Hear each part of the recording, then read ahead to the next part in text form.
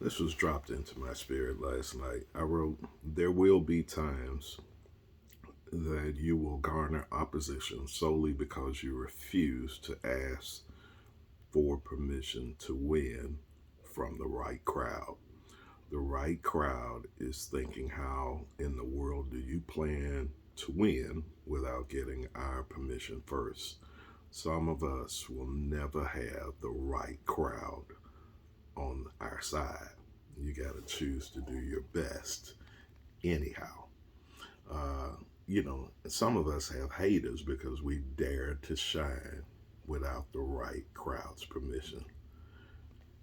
We're winning, and you don't ask them for permission to win.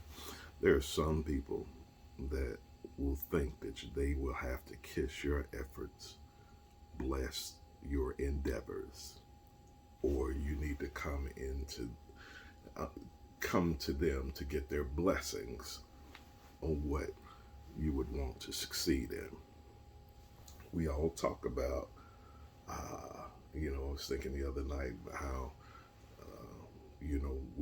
we love to talk about the new wineskin. But if you're that new wineskin, why are you expecting to be celebrated by the old? Each group or each generation will fight for its own. You know, you don't need the right crowd to win. It certainly helps. It's always nice to have wind behind your efforts.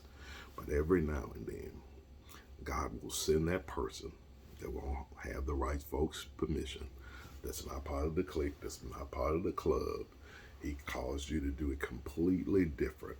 You're that out of the box person, so you won't get the in the box folks kudos. You won't get their blessings. You won't get their votes. You won't get their claps. You won't get their social media likes, and you won't be part of the clique, the club, or the crew. But what God has for you is just that special. And when God gave you the purpose, you can go through Hebrews 11 from start to finish. In the hall of faith, people who are lauded for their faith, hardly any of those folks had the right folks' permission. Sometimes it's an act of faith to do what you're doing without their permission. God expects you to do exploits, and He expects you to do it with the right folks' permission or without.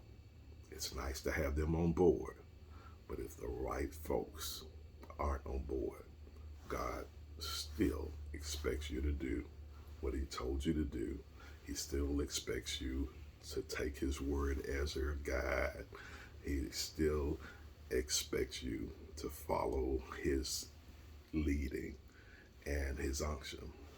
You don't have to have all of the folks' permission that you think.